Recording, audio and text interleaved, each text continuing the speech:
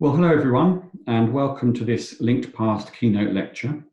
I'm Jonathan Blaney. I work on digital history projects at the Institute of Historical Research, which is part of the School of Advanced Study, University of London. And the school, with the British Library, are the co-hosts of this year's Linked Past Symposium. This is Linked Past 6 this year, and it's really grown as an international event since the first event. We're halfway through 2 weeks of activities. Many of them are group activities which are going on asynchronously, and will probably carry on. People will carry on meeting after the 2 weeks is up as well with continued projects. We will have a final keynote lecture next week on Tuesday the 15th, so please do join us for that if you can as well. The lecture today will be about 35 minutes, followed by questions. We do really want you to ask questions, but we would ask that you please type them into the Q&A box rather than the chat box, because that's easier for us to manage as a panel and see what's what. I'm really pleased to welcome our speaker today, who is Lizzy Jongma. Lizzy is Senior ICT Project Manager at the Network of War Resources, which is developing digital services around a national network of World War II collections in the Netherlands. And she's also a board member of Wikimedia Netherlands. Lizzy trained as a historian, specialising in digitisation and aggregate approaches to data, and previously worked as data manager at the Rijksmuseum.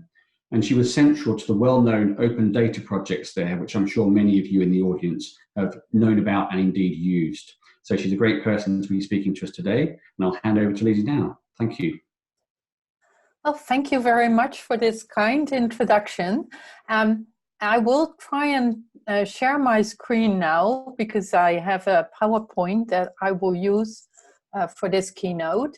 It worked a couple of minutes ago, so hopefully it will work now. If you get the presenter screen, please let me know. Okay, you get my, my presentation. Cool. Well, good afternoon, everyone. My name is Lizzy Jongma.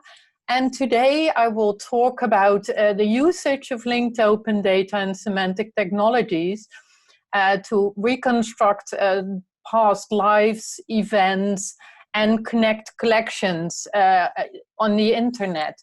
And thanks, TNT and Triples are, of course, about the subject that we connect at the Network for War Collections.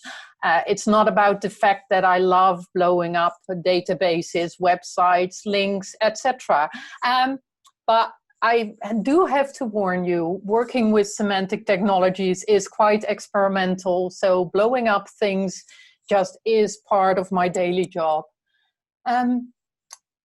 As mentioned in the introduction, I started working a long time ago as a historian, and my first interest in the internet started with Google. Actually, it was a bit before Google. It was when the internet became visible, when the first browsers appeared, and you could do more than just go for information. You could really see the information. I still have vivid memories about the first film or the first clip I ever saw on the internet. It was a Monty Python clip, so Monty Python, still love it so much. But in the beginning of the internet, you could play games, and my favorite game used to be Google Whack.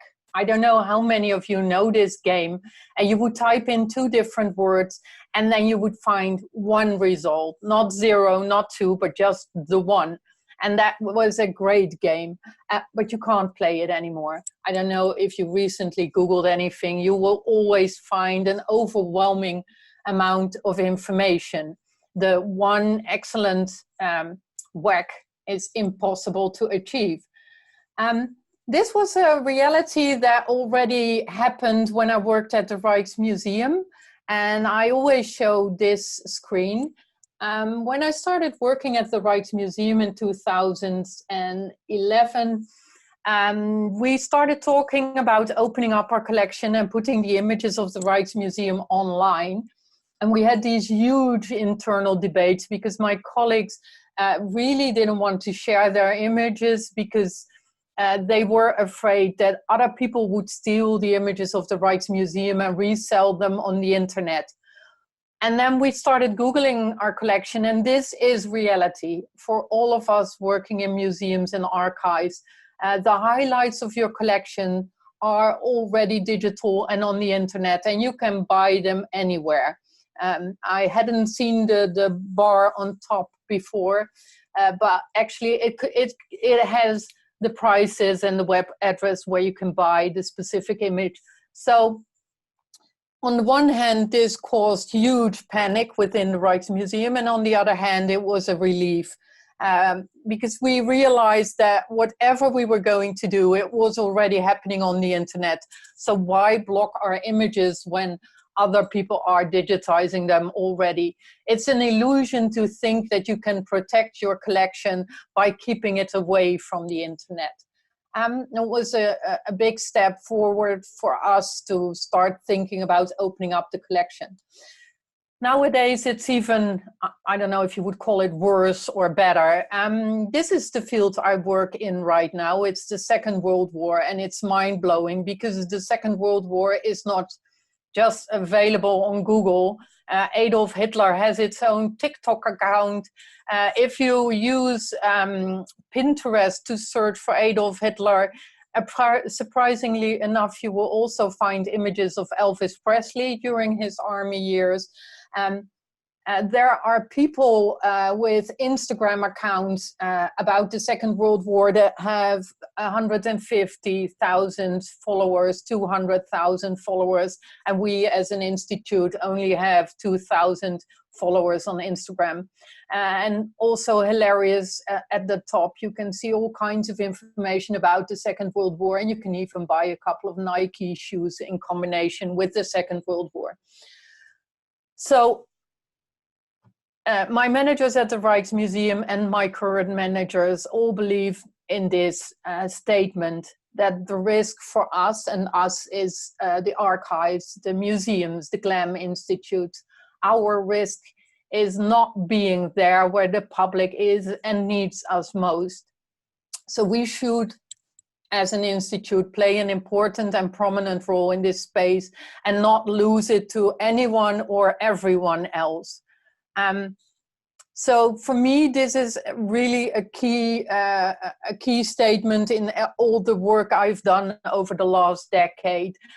Don't be afraid of the internet. Use it, be there, and try and make valid and prominent statements on the internet. And if you don't do that, someone else will do it, and probably in a way that is not as good or not as well informed or as you could have done.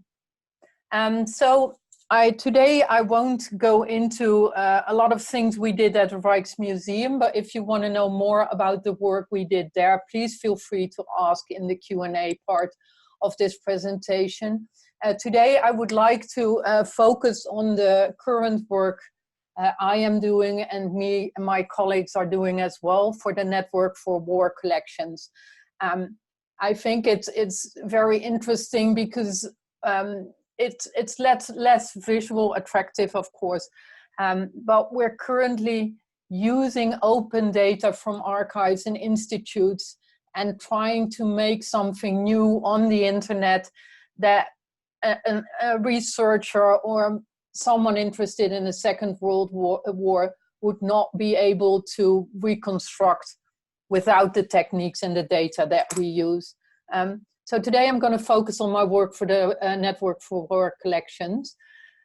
What we do is we try and collect everything there is about the Second World War, about in the Netherlands, about the Dutch, about the Netherlands. So that's a huge task we gave ourselves. When we started, we thought we would have to deal with approximately 450 organizations in maybe 10 countries, and maybe 200 to 300 collections. And what we wanted to do, we wanted to find all these collections, get them digitized, or we were optimistic in the beginning and we expected these collections to be digital already. We wanted to put them together in one big database and make them available for everyone that would be interested in the Second World War. And making it available was actually the biggest focus we had in the beginning. So we figured everything is digital and we will make it available on these very traditional art historical axes. So we wanted to show these archives or photographs or art objects from what is this, what can we see here, where is this, who is depicted, or who is taking the picture, or who can we see in this picture, the who axis and the when was this picture taken, or when was this archive created, when did the event that this resource is describing, when did it take place. So as you can see, we made amazing slides about what we were going to do, and we got some money to do this. And then we even went a bit further conceptually. We said we wanted to do linked open data. So we want the archives to digitize their collections, put them online. On the left in this slide, you can see the model that we developed for the Rijksmuseum. So you have collections, they are stored in databases. In a well-organized digital organization, this database has an API, an exit to the outside world. Usually the API is being used to connect a collections website to a website, or to connect a collection database to a website, so you can upload the data and the images to your website. In a more complex architecture where you want to share your data with developers for applications or as open data or for any other purpose, you could also share it, for instance, with Europeana.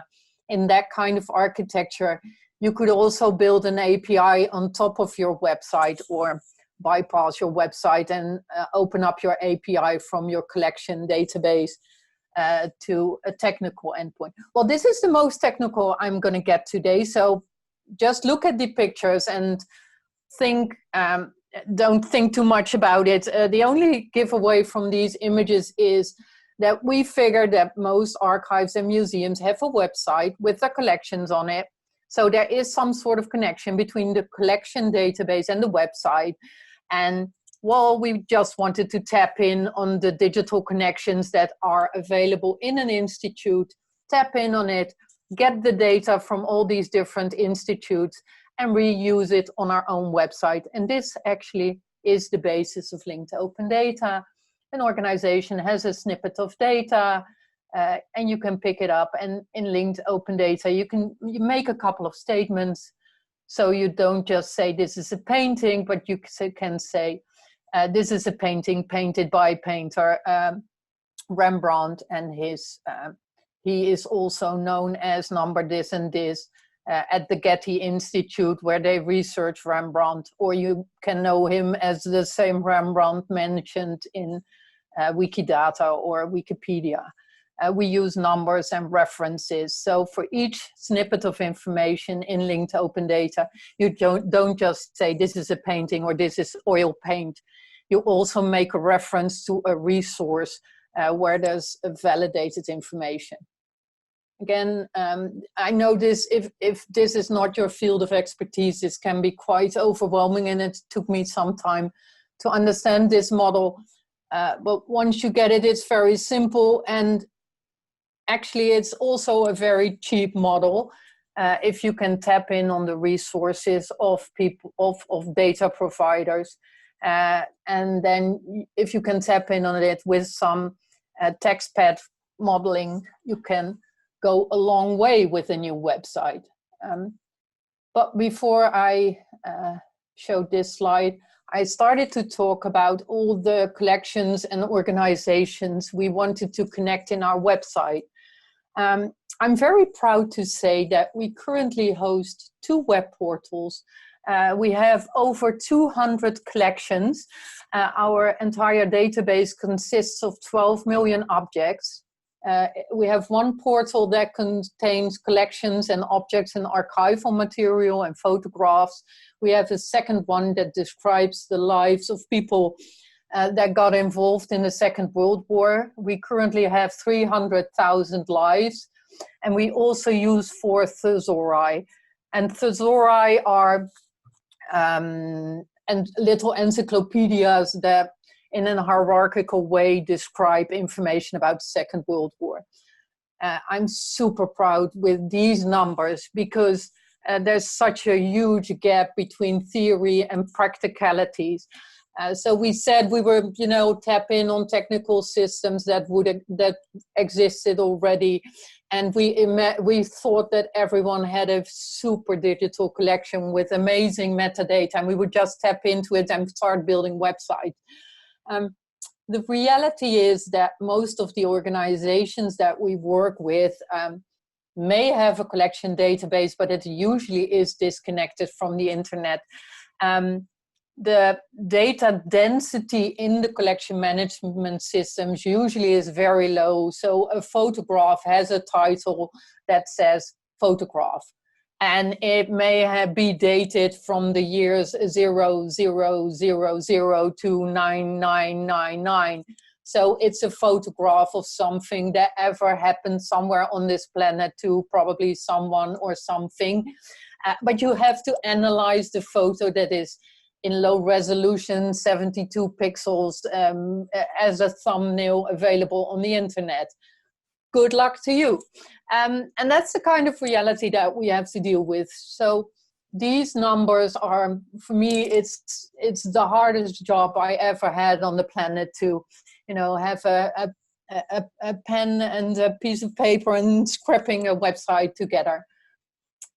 But we did it, and we were able to upload all this data into one big system. And then when we uploaded it, we said, what do we want to do with all of these objects? Well, we want people to be able to Google the Second World War. This is a screenshot of our new website. This is Camp Dachau. Unfortunately, this website is in Dutch. I hope the images will speak for themselves. But what we try and do in our new website is that if you look for something, if you search for something like Camp Dachau, you will find all kinds of information about Dachau. So you will find photographs, but you will also on your right see where Camp Dachau was situated. There's a timeline of all the events happening in Camp Dachau. You will find, and that's gebeurtenissen or events in Dutch, you will also find descriptions of all the events. And if you click on any of the keywords on our website, for instance, bombardments, you will find photographs, timelines with events, etc., etc. And this is the reason why we started using linked open data, and this is the result of linked open data. So once we collected all the metadata and all the digital assets from our partners, we started remodeling all their data. So something that was called title is photograph in a local system, we said this is the same thing, it's a title, it's the same thing as somewhere else, also a title.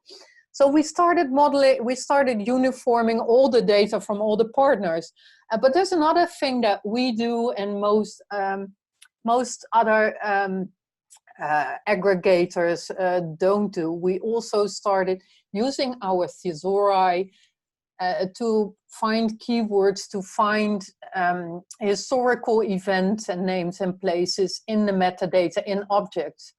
So for instance, a bombardment in a city, for instance, the bombardment of Rotterdam, it may be stated in a photograph somewhere in the descriptive metadata. What we do is we try and find these keywords using search technology, and we try to connect this specific photograph about a bombardment in Rotterdam to all the other photographs that we have with a keyword bombardment of Rotterdam. And So what we try to do is find all the relevant information everywhere in the descriptive information of any object and reconnect it with everything else from all of our partners and show the connection between all these objects in one screen. So the photographs you see here come from at least 20 different organizations. Some may have described them as bombardments, others may have called them something else, but we use technologies to connect them all together and place them together in one new screen. And this is the project I'm most proud of. We also try to create a Facebook for people that got usually unfortunately involved in the Second World War. We were able to get hold of 40 different archival resources about people during the Second World War. And this could be camp archives. We got transportation lists, but we also got death certificates. And for instance, the registration of the Jewish Council of Amsterdam. And these are all very fragmented little pieces of archival material describing a little piece of someone's life during the Second World War. And we were able to combine all these little pieces about someone into a timeline of one person's. So, for instance, this Abraham de Wolf is being described in at least 4 different archives. Each archive only knows a little fraction of what happened to Abraham de Wolf, but when you combine them, you can see a timeline of his life during the war. So he got arrested. Unfortunately, we don't know when he got arrested. He was imprisoned in a camp, and then he was transported to Sobibor, where he was killed. One of the snippets of archival material you can see here, this is a poorly digitized, including handwritten card from the Jewish cartotheek about him. So this is the registration of all the Jews in the Netherlands done by the Dutch government at the beginning of the war. And based on this information, we were able, this and all the other archives, were able to reconstruct his life. Unfortunately, as you can see, this is an image of a camp archive. It's not digitally transcribed. It's just an image. I will come back to this later. But for a lot of people, when they see this card on our website, they get confused because they think, oh, all the data is there. Why do they not use all the data on this card? But that's because there's a difference between an image and a machine readable version of the image. I will get back to this. So actually what we do is we try and get as much metadata as possible, and sometimes it's super limited. And we create, based on the metadata that we get, we create linked open data. And I'm showing you this one. Please forget everything that's here. All I wanted to show you is that this is very easy. We recreate these lives of people using Notepad or any easy thing you can do in XSLT, and then we convert the data into a model. The biggest problem we had with the reconstruction of lives was to develop models to model someone's life. I don't know how technical you all are, but if you describe a book or a photograph in a database system and you export it, for instance, to Europeana, it's usually based on a model like Dublin Core or the Europeana data model. A lot of hard work has gone into modeling data, so all library systems or all portal systems use the same field for the same type of data. And when we started modeling the lives of people based on archival material, we started realizing that there's not much available in this field. There are a couple of schemas. Actually, schema.org, created by Google, is the best one you can use, in my opinion. There were a couple of ontologies that you could use to create people's lives, but we still need to do a lot of work in this field to create a full and working model to reconstruct lives of people.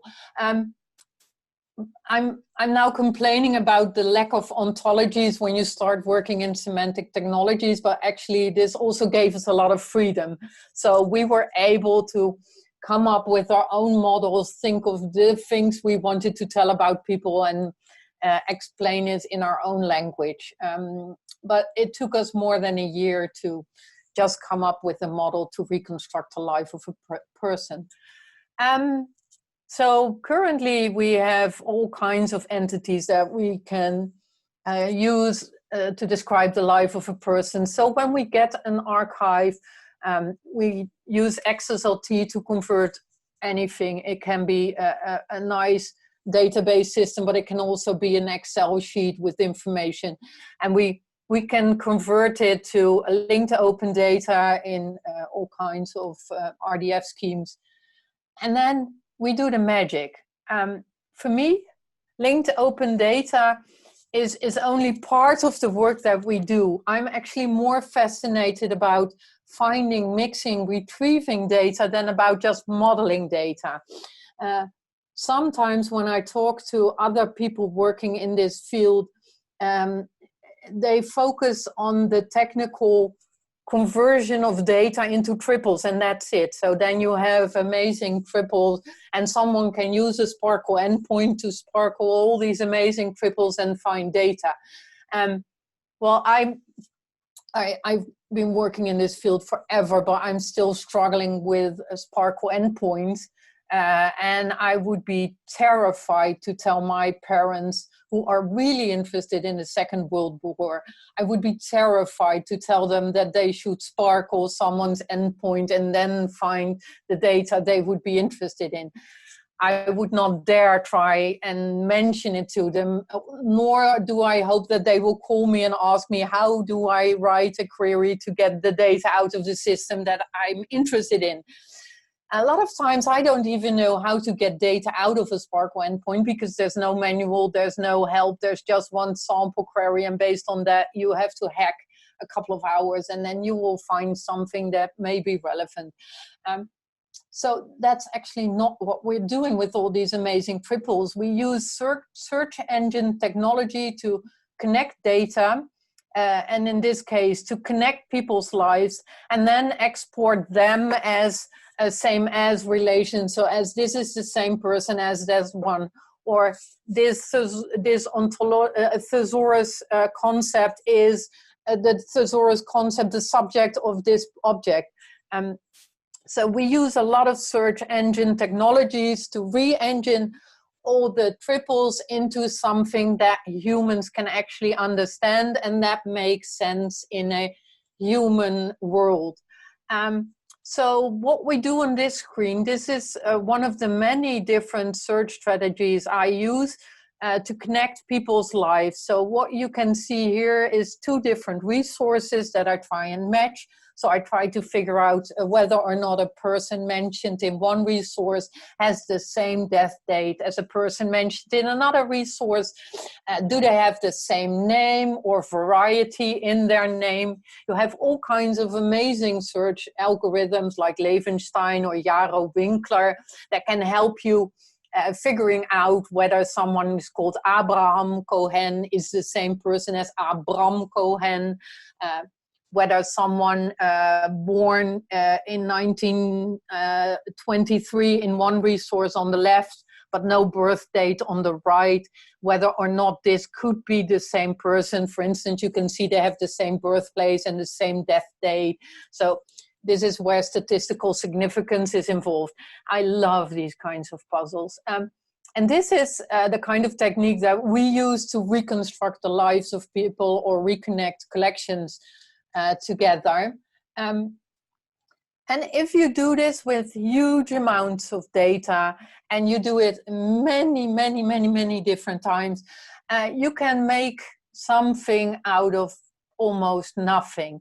So I love to show this screen. I don't know if you can read it. at the bottom here, you can see that the Arelsen archives, they have an amazing collection with camp cars from the Second World War, but they are extremely poorly metadated. So you can see here that all the metadata in the Arelsen archives was an object ID, a given name, a family name, and a date of birth. That's all. So 3 values. And I was still able to match this person with the relevant Menno wolf in our collection. And that's because I know a lot about Menno wolf. I know all the Menno wolves in the Netherlands, and I know this specific one with this birth date, and I can rematch the object idea with another collection that also has reference to this object idea.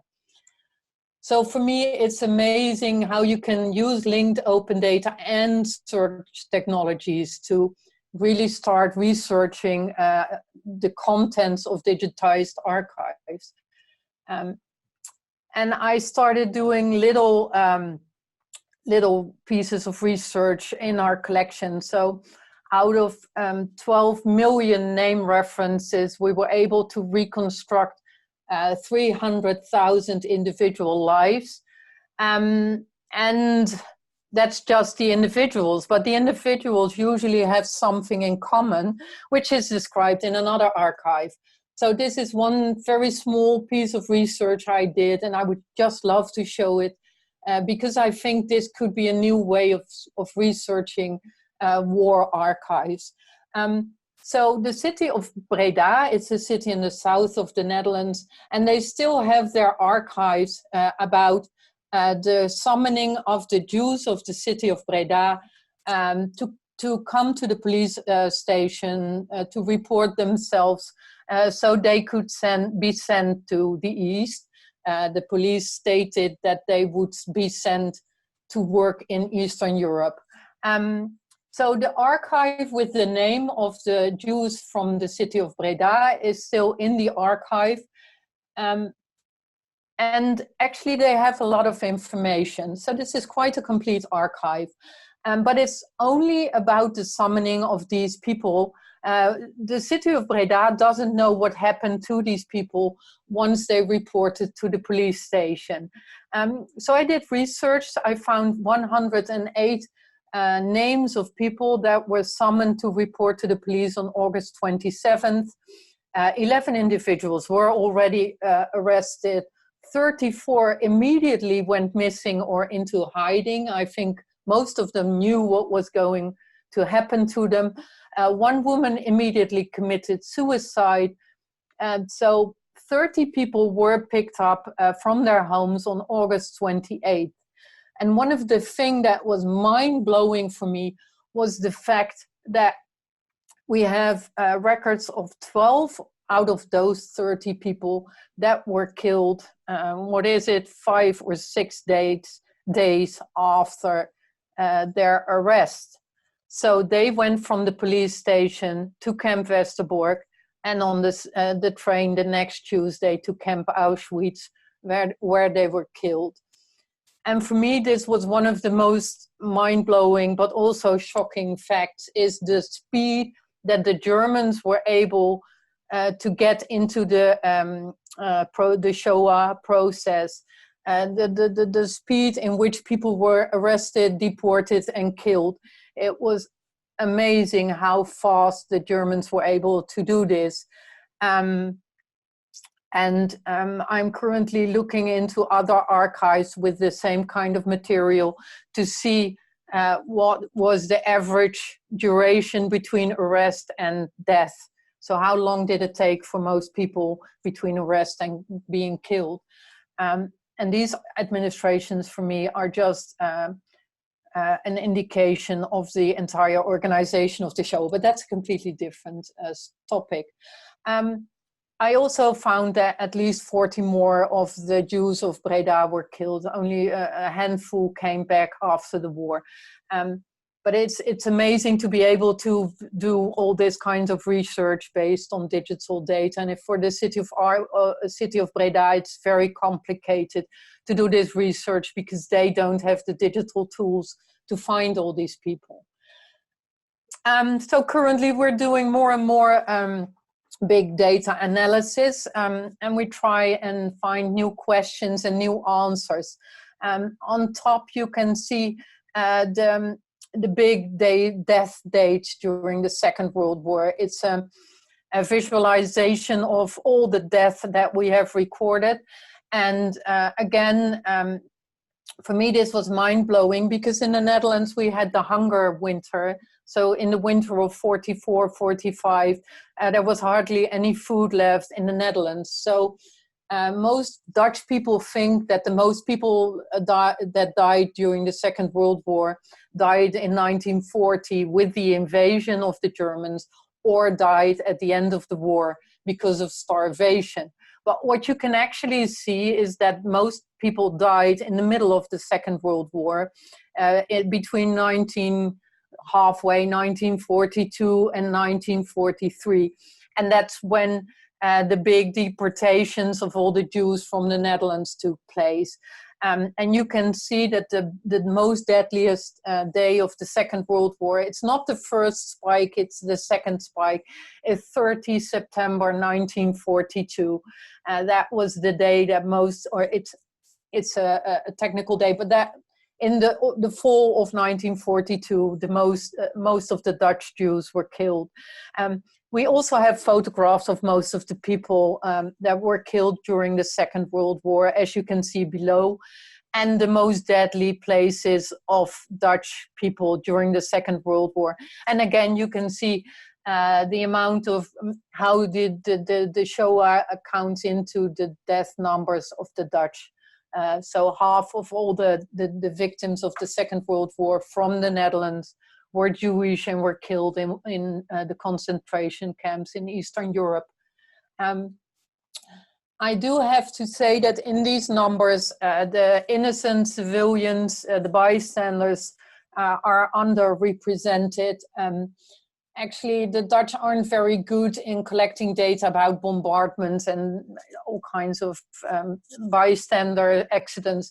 So we're currently looking into researching all the city archives, all the data we can find, all the death certificates, to find people that, you know, got killed in bombardments and as bystanders. But again, I don't think that the deadliest dates will change very much because of that. So as I mentioned before, a lot of the archival material that we use for our work, this material is very poorly digitized, and it's also very poorly transcribed or metadated.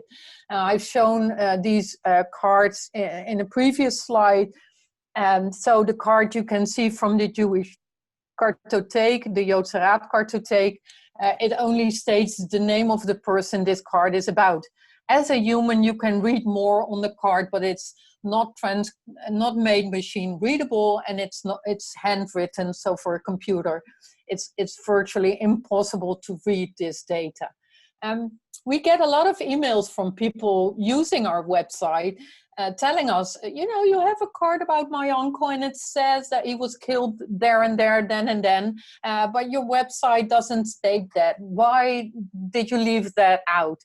And then we have to tell them there's a difference between machine readable and an image of a card. And then usually we get an email back, how can I help you to transcribe this data? And that's really amazing. People really want to help us. So we started getting people involved. And so a new part of what we do is having humans create linked open data. And I find this hilarious because actually it's all very much about computers, but now we can use humans again. I've done a lot of projects in crowdsourcing, and it's really helpful. What we try and do is automate as much as possible, also use all the techniques that we have to predict or to help people enter data. So for instance, you can see in handwriting the word transport. It's already available in the system. They just have to click it. So they can very rapidly transcribe a card like this. And we can also do some data checking in the background with our thesauri, etc. But people are really, really eager to help us. So sometimes they're even faster than computers. What you see here is a handwritten and a poorly typed and written card from the archives of Camp Vught. This archive consisted of 50,000 camp cards, and we had 150 volunteers that were able to transcribe all these cards 2 times in approximately 4 months. It was mind-blowing. If we had taken them to the computer shop and had them digitized and had, old ladies typing them, and it would have taken us at least 8 months, a year to get this done. But they were super fast. One of the volunteers even sent us an email telling us that he was going to go on holiday, and he apologized for the fact that he would not be helping us for a week. And we were mind blown by this. So actually what we now do is upload, we keep on uploading collections of this kind of difficult for computers to read collections and have people transcribe them for us. And we really get nice emails of people that say that this is the least they can do for the victims of the Second World War. So it's really also a very, very nice way of getting into touch with the people that use your website. But they're also really hard workers. So they work so hard that it's sometimes we cannot keep up with them, and they start asking us for new jobs, new tasks, new work, and we have to panic and find new collections for them. And these are 4 of the volunteers I work with, and they don't just transcribe cards for me. They now even write articles for our websites. They do specialized research. So for instance, the guy helping me with the communist resistance, he actually goes to the archives like a good historian, and he transcribes all archival material that is relevant for us. So all of these people have their own research, their own set of interests, and they keep on feeding me information, keep on sending me new data. We don't have a lot of money, so I actually use Google Sheets to harvest their knowledge. This is their way of crowdsourcing our collection. I create a Google Sheet, they enter data, I put it in a Google Sheet and then convert it to linked open data. It's the cheapest and easiest workflow on the planet, but it works like mind-blowing. I'm currently also testing with the cheapest way of annotating images, and that is like the Google API and other image reading software. It's nice to play with. I was pleasantly surprised by the quality, although Google still doesn't really recognize Adolf Hitler when you put your finger on his eye. But it's getting much better. And this is one of the things I'm now testing for all the photographs that we have from archives, and usually only have a title stating car or war, or in this case, soldier. So we're still testing it, but technologies like Google are not very historically trained. So this will take some time, but then we will start using automated metadating from Google as well. And this is one of my final slides, because I don't just get help from Dutch people with specific Second World War interests. I also have a lot of friends on Wikipedia, Wikimedia, and Wikidata. And it's amazing every time we do something and I go back to Wikidata, there's someone else who did something with our data and did something better with it. So for instance, this guy called Multichill, we gave him all the names of concentration camps that we have in our database. He uploaded it into Wikidata and was also able to find images for each individual concentration camp. And we can now use this data on our website again. So that's a semi-automatic way of collaborating with Wikidata. And it's also helpful for other people, because we improved a lot of the data about concentration camps on Wikidata, and other people are now able to use this data in their own research or collection management systems. So this all sounds super cool, but there's a big but that we have to deal with, and probably everyone in this field has to deal with, and it's not getting easier. It's privacy and copyright. Copyright started to become an issue about 10 years ago, when we all, as museums, started to digitize our collections, and we suddenly were sued for violating copyright laws. Currently, the EU is working on new subsets of legislation to make it easier for memory institutes to publish works that are still in copyright, or that you don't know who the copyright holder is. But this is very complicated work, because you first have to research who the copyright holder is. You have to know whether or not he died, etc., etc., etc. This usually ends up in taking all the works from the 20th century offline. At the Rijksmuseum, we just took it offline and said, well, we can't be bothered. Let's put the 17th century online. 20th century is too complicated. So I'm afraid that because of copyright laws, and if we don't get exceptions for museums and archives and for works of art, we will end up with an empty memory of the 20th century, 21st century. If I talk to my kids about Vincent van Gogh, they know who he is, they know who Rembrandt is, but who Jan van Schoonhoven is, they're clueless. And this is one of the most important Dutch artists of the 20th century, but is blocked due to copyright laws.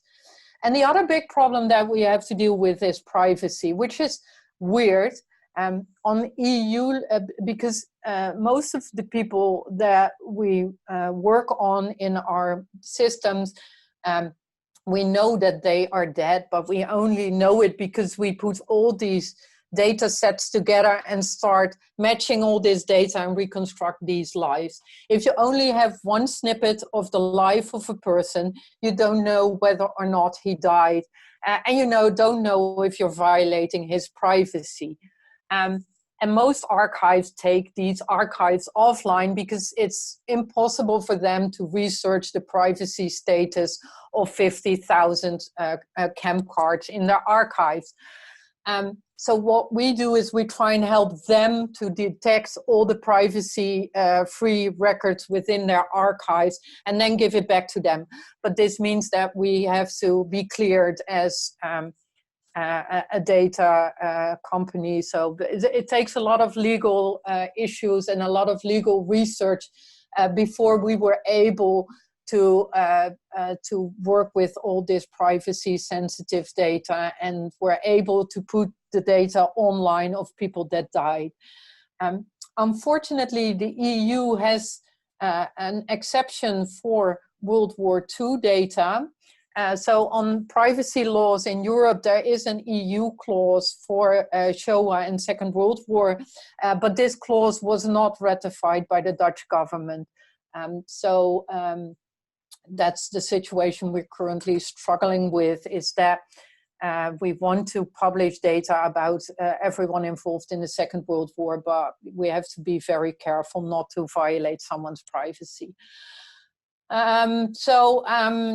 Even though we were able to publish so much over the last 4 to 5 years, there's still much more that we would love to publish, but we're constantly fighting or finding the edges of all laws that are banning us, blocking us, stopping us. And the other thing is, we're currently in the position that we can help archives and museums to digitize their collections. So we're able to find funding for archives to digitize their collections. If we wouldn't do that, we still would be waiting for archives or museums to digitize their collections, and we would not be able to publish them online. We're all moving forward at a very slow pace, but it's all worth it, I think. Well, thank you for listening and having me here. And I hope this leaves room for questions. Well, thanks, Lizzy. That was really fascinating. I'm sure there will be questions. There are so many different parts to your talk as well that I think we won't run out of questions. We'll run out of time. Before we come to the Q&A, and please do keep adding to the Q&A if you have further questions. I'd like to invite my fellow panelists to ask Lizzy any questions they have.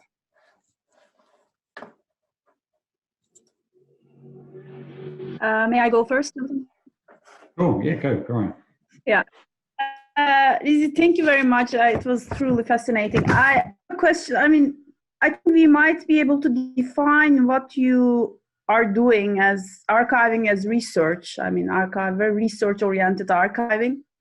And it appears as if the archiving becomes more and more research-oriented. There's more of a bigger role for humans than for automatization and computers. So I wondered what you would think about this statement from your own experience, since you went through all of this, the entire process. Yeah, well, that's a complicated question. I work in an institute that holds both researchers and has collections. So there's collection people, there's researchers there, and then there's me, and I'm the IT person. And I'm in this weird position because I'm not a researcher, but I'm actually doing a lot of things that, in another department is called research. I think some historians are very unaware of all the technical possibilities that are available online, so they don't use the techniques to do the kind of research that would help them, or they're doing it manually and the computer can do it a lot faster. So sometimes I'm doing this to, create graphs, create models, create visualizations just to show my colleagues, you've been doing this research, or you're talking about this, but this is what the computer can do to help you. And sometimes they like it, and sometimes they really hate me for doing it. On the other hand, I hope there's going to be a new generation of historians that will also be computer scientists, because this is where we're all heading. I don't think I'm per se the person to do that. I'm fascinated. I'm just testing my technique, and you need something to test it with, and suddenly I'm doing research or redoing someone's research or helping someone with his or her research. Hopefully a next generation of historians will also be computer technician, because otherwise computer technicians will take over the historical business. That's it. So I'm a hybrid person. I'm not sure if I would want to publish a book. I always say you will find my PDF at the bottom of my email. Thank you. Other questions from the panel? I have actually also, sorry, but as an addition to this question, so do we understand it correctly? Like there is a very strong manual component to the entire process, right? It's not very automatic. Well, how would you define very strong component? Because we're a team of 5 persons, and I'm the head of the IT, and I have one colleague who is not the head of the IT. So we're the 2 people doing all the strategies, doing the metadata conversion, the XSL tree writing. And yes, we do a lot of manual work. But with 2 people connecting 200 collections and, reconstructing 300,000 lives, it's more of a hybrid version of it. I think with computers, we can do a lot that would take one archive 20 years. On the other hand, I would love it if a lot more would be automatic before we started doing manual work, because most of the work that we do is in, polishing someone else's work. So if it's very, very poorly metadated objects, what we actually do is polish it to make it shine and be able to use it in our setting. I'm hoping for archives and museums to reconsider the way that they metadate their collections. It's now from a standpoint where they think, okay, if I have a painting, how will I be able to find it in my storage facility? So they write the measures, the weight, it's very technical, the sizes, the art historical connotations and so on. But nowhere in this process do they think about a real audience consisting of your mom and dad and my brothers and sisters trying to look at something and understanding what they're looking at. Yeah, so it's a lot of manual work to actually reconfigure what is going on in archives and museums. High quality metadata actually that you have, thanks to it, I think. Yeah, thank you, Lizzy. I just had a follow-up question on what Priya just asked, if I may. Yeah. And I mean, thank you, Lizzy. That was great. There are so many things I was impressed with, but one in particular was exactly, I mean, the amount of effort that it took to, let's say, put together so many different sources. And I wanted to ask you about, the tension between, doing it yourself, the reconciliation of the data, or asking to your contributors, listen, if you want your data to be part of this portal, you have to contribute the data in this format. And until it validates, it's not going in. So what are, in your experience, pros and cons? Well, in the beginning, when we started, we had no portal, so we were not visible. We were weird people, begging for data. So no one was, people were sort of, giving away the stuff they already had done for instance, Europeana. So but, putting in extra work for me, no way. So, so what we first had to do was get the data and, repolish it, create something nice, build a beautiful website. And it's now that especially museums, they're more savvy when it comes to using thesauri, ontology, that kind of stuff than archives are.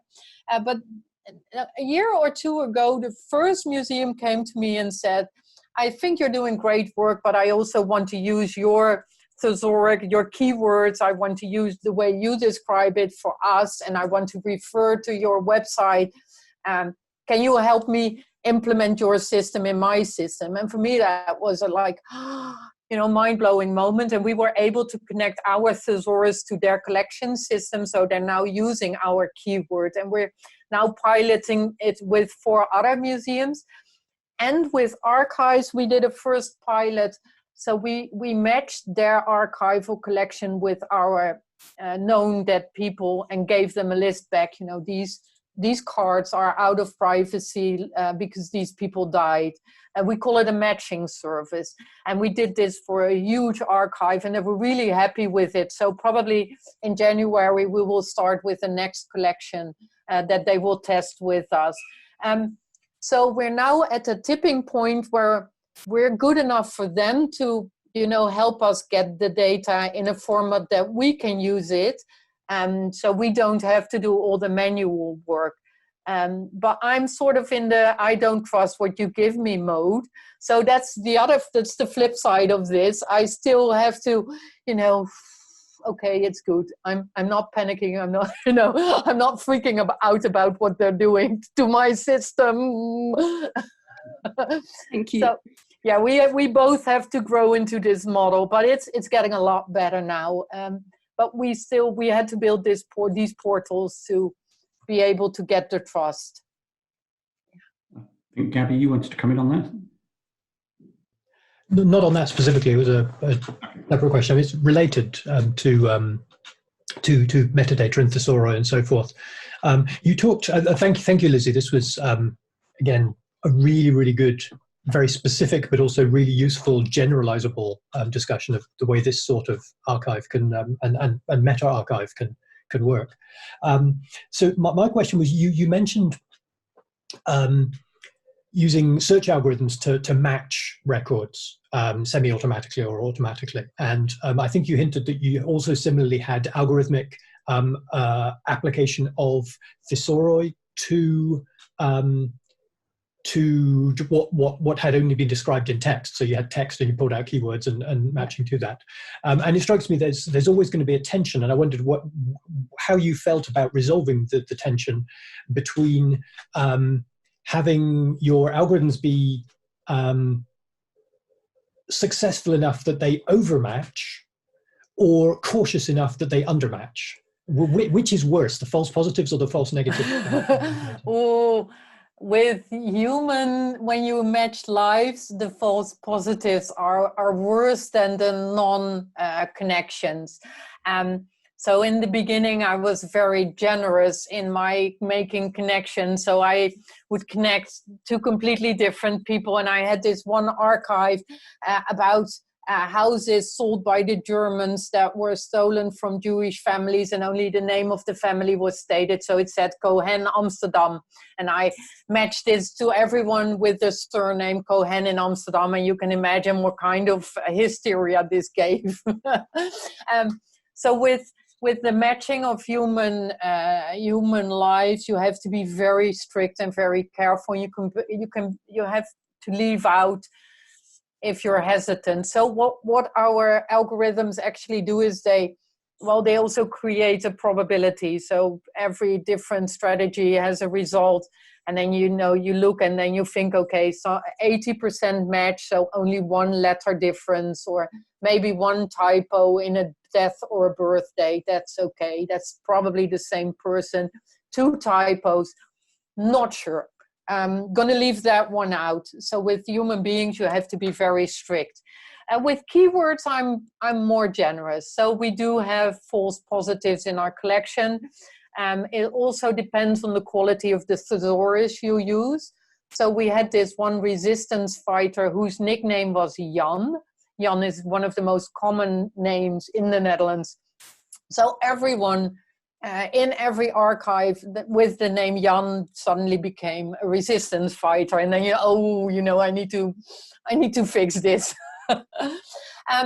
But we also pick up on a lot of nice things. You have 2 different words for bunkers, so it's both bunkers and the Old Dutch word kazematte.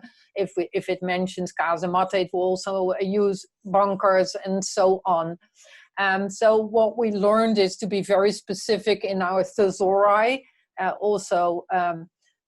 be a bit strict on the matching, but with objects you can be a lot more generous than with human beings. On the other hand, I'm much better in matching human beings because by now I know the spelling varieties between German and Dutch. There's like four varieties that the Germans use or the Dutch use, and if you exclude those and you either have a birth date and a family name and you have a death date, there's all kinds of statistical rules. And so the probability that it's the same person is a lot bigger with humans than with keywords. What we're currently trying to do is model events, and an event consists of a name, a date or a start date, an end date, and a place, and try to combine these 3 and then find them in newspaper articles. So not just the word bombardment or Rotterdam, but bombardment Rotterdam, 10th of May, 1940. We try and find all of this together somewhere in the article, and then it's about the bombardment of Rotterdam on the 10th of May, or 14th of May, excuse me. But we're still working on that to get that one tweaked better. Thanks, Lizzy. I think we probably should move on to questions from the audience now. I'll hand over to Pariah, who's going to moderate those Q&As. Thanks. There are 3 questions. The first question is from Carl Grossner. You say you have gathered in your database all this material from 200 collections. Are there problems associated with that replication? For example, if metadata is corrected or added at the source, will there be an update? Or if objects are added or removed? Yeah. Well, that's one of the reasons why I wanted to tap in directly into the systems of all of our partners. When we started our portal site, Europeana was very generous, and they said, you can use our data. There's also a huge collection portal in the Netherlands, and they said, you can use our data. But for me, the problem was two-folded. The one is that they harvest a collection once and then keep it, or don't harvest is as regular as I would like them to harvest the collections. And the second problem is that they first harvest, then remodel, and then I would harvest and remodel, and then it would, a lot would get lost in translation. So I wanted to tap in directly on the systems, the collection management system of our partners. And in 200 collections, I think we have 140 live connections to the collection management systems of our partners. In the beginning, I harvested their systems weekly, but actually no one is doing that much work on the Second World War, except for maybe one or two. So we now update every individual collection that has an API every month. So the metadata that we add is in a separate text file. So we have the collection and we have our metadata, and we connect this through identifiers. So it's always on the fly but live. So if we get a new collection and you delete an object, it's gone with us. Also the metadata that we made for you is gone. So we keep it live. Same goes for images. We have a live connection to the images of our contributors. If they take an image offline, we don't show it either. Yeah, so you really have to think of these things when you start a portal site like ours, is that data changes constantly. Yeah, Carl is very impressed with it. He's saying, wow, 140 live connections to partners in an aggregator. So. Yeah, well, okay. And it still breaks down every couple of months, and then it's a lot of blood, sweat, and tears to get it up and running again. Second question is from another Jonathan. This question is not about the data. Rather, in American archives, there is more conversation about the emotional toll and burden of working with difficult documentary materials. Can you speak to the difficulties you or your staff experienced working with these materials and turning it into linked data? Yeah, aspect of the job. Well, it can be tough, especially with the photographs. And sometimes when a photograph is just called photograph, and you look at it and it's suddenly, it's a man carrying around a dead child, or it's a pile of bodies in a concentration camp. It can be difficult and emotional. And everyone working in this archive or on this subject has some sort of emotional relation to this topic. To be able to work with this, you get a weird sense of humor that you only, test on your colleagues, not on anyone else. But you have to deal with very sensitive material. On the other hand, everyone has a personal story why they want to do this, and that makes that everyone is working so much harder and is so much more involved than when it would be about something we would not be emotionally attached to. So yes, the material is tough, and it is sometimes just you want to cry, especially, for instance, in my research in the speed of deportation and killing of people. I can only cry when I read these stories, and I find it there's this one story of a baby that was first rescued in one concentration camp, and when the baby was fit enough to travel, it was sent to Auschwitz and killed. So, you just want to cry when you hear these stories. But that's also the motivation to do this, and to do this big time, and to make it visible to everyone. So it goes both ways. We had talks about putting warnings up on our website, because it's a public website and kids can Google it, Google Second World War or Google Dachau, and then find the images about Dachau. Should we, put up a warning saying this is inappropriate for young children? I'm not sure. This is what it was, and I do believe that everyone should see what it was, because sometimes people make statements like, even Adolf Hitler was not as crazy as this and this Iranian leader. And then I think, look at the images and think again. So I'm not sure if I want to censor this.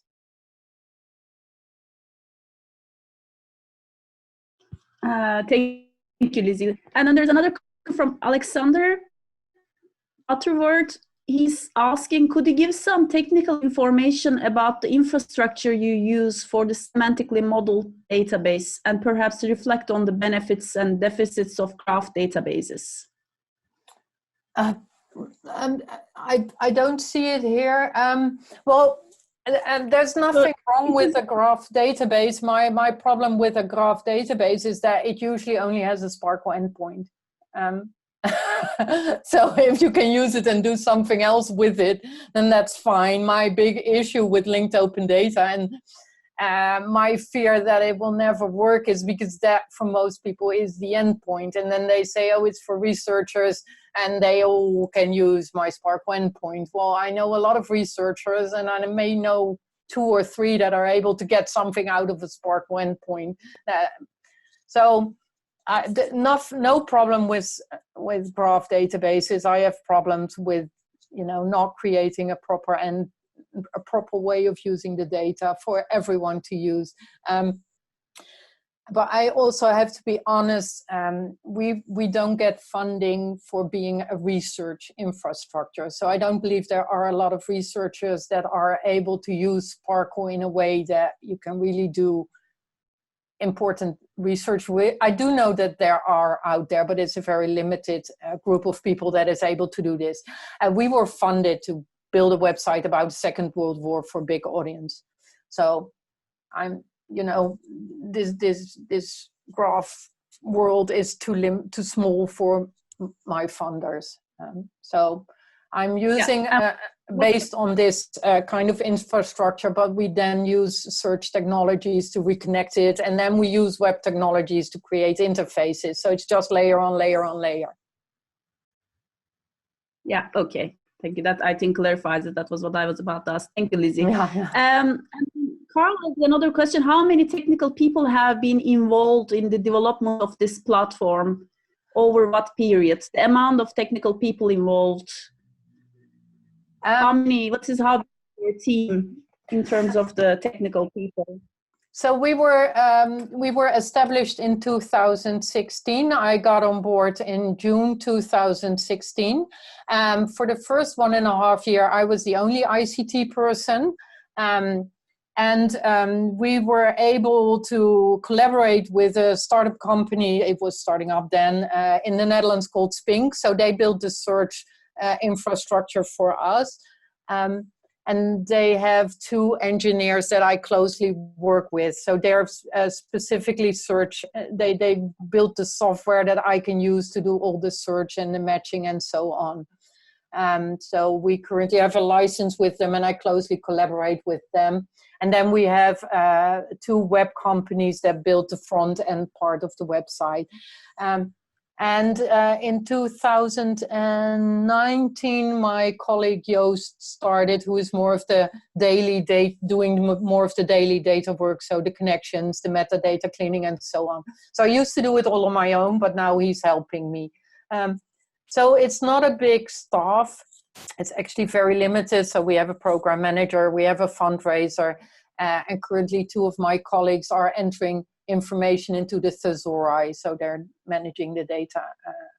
But it's not a big staff, and it's not a long time. So it usually looks a lot more complicated than it is. That's very promising. Thank you, Lizzy. And the last question is, in relation to copyrights and privacy, where work is untraceable or status around living and dead individuals unknown, so when you can't trace the copyrights, at what point is takedown promise a satisfactory solution? Like when you take the content down, at what point is a good solution? The Dutch National Archives state in their annual reports that they will take off information about people that were born after 1920 and could still be and are potentially still alive. So for our National Archives, 100 years ago is their cutoff for privacy. I'm not sure whether or not this is legally completely correct, but we figured if the National Archive says that that's good, we're good with that. So we've been doing this for a year now, and I have never even gotten an email of someone. So we have this statement, if you object to this person, you can email us. in the last year, I only got emails with, this is my uncle, I know more about him, do you want it? But never take off this data. So for me, privacy is a bit theoretical. For most of the people, I know that they are dead, so I don't have to take their data off. But if they're born before 1920, I will also put their names up on my website, and I don't get any comment. With works of art and photographs, it's more complicated. Metadata is written by the archive for the museum, so that is usually not in copyright, and I will put it up if they give it to me. But if the copyright statement says this work of art is in copyright or there is no image, then I cannot, and I will not show it. So that's one of the reasons why we don't harvest images. We just link to it, or currently we're using IIIF to speed the process up a bit. But we try and connect live to the system of the museum or archive. So if there's copyright on the work of art and it's gone at their website, it's gone with us. But then I try to read in what archives state or museums state about copyright.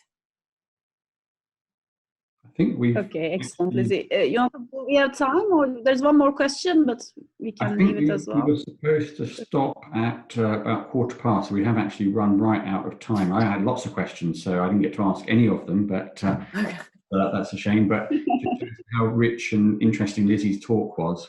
So thank you again, Lizzy. That was really fantastic. Lots to think about. And just a reminder to everyone here that we do have a final keynote next Tuesday, and please come to that as well. But thank you all for coming, and again, thanks to Lizzy for speaking.